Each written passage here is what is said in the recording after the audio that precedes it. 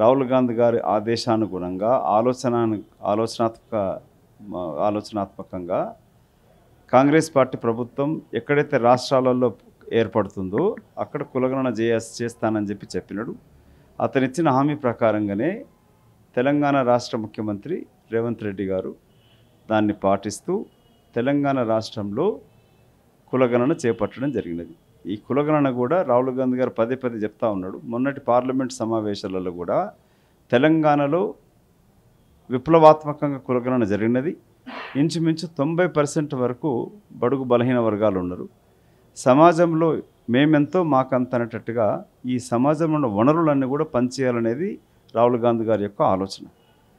ఆ విధంగానే తెలంగాణ రాష్ట్రంలో కులగణన జరిగినది. బీసీ కుల సంఘాలకి, విద్యావంతులకి, విద్యావేత్తలకి నా సూటి ప్రశ్న, ఇవాళ బీసీల గురించి మాట్లాడుతున్న ప్రతి ఒక్కరు కూడా ఫస్ట్ బీసీ వాడు నిలబడ్డప్పుడు ఇద్దరు రెడ్లు నా అపోనెంట్లు ఉన్నప్పుడు ఎక్కడున్నారు మీరంతా?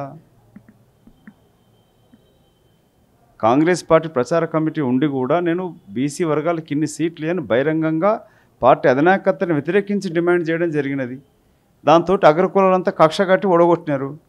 మీరంతా ఎక్కడ పోయినారు? సో అందుకే మీరు గగ్గోలు పెట్టినా, మాట్లాడినా, మాట్లాడకపోయినా, ప్రభుత్వంలో వచ్చినా రాకపోయినా రాహుల్ గాంధీ గారి ఆలోచన మారదు. ఎలక్షన్స్లో గెలిచినా గెలవకపోయినా బీసీలకి, ఎస్సీలకి, ఎస్టీలకి, మైనార్టీలకి, అగ్రకులాలున్న నిరుపేదలకు కూడా న్యాయం చేయాలన్నదే రాహుల్ గాంధీ గారి యొక్క ఆకాంక్ష. రాహుల్ గాంధీ గారిని 38 కుల సంఘాలతో మేము వెళ్ళి కలవడం జరిగినది. రెండవ పర్యాయ యొక్క భారత్ జోడో యాత్ర చేసే ముందు అక్కడ బీసీ ముఖ్యమంత్రి ఉన్న ఛత్తీస్గఢ్లో ఎందుకు ఓడిపోయామని చెప్పి అడగడం జరిగినది. సో బీసీ ముఖ్యమంత్రి ఉన్నా కూడా బీసీ వర్గాలను పట్టించుకోలేదు కాబట్టి ఓడిపోయారని చెప్పి అక్కడ కొంత వచ్చిన వాళ్ళు చెప్పడం జరిగినది.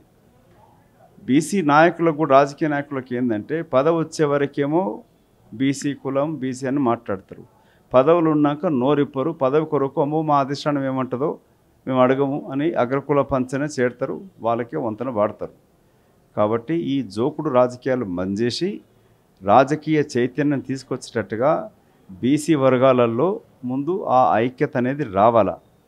ఎందుకు తమిళనాడులో వచ్చింది, ఎందుకు ఉత్తరప్రదేశ్లో వచ్చింది, ఎందుకు బీహార్లో వచ్చింది, ఎందుకు పక్కన రాష్ట్ర కర్ణాటకలో కూడా ఒక బీసీ ముఖ్యమంత్రి రెండోసారి కాగలిగినాడు.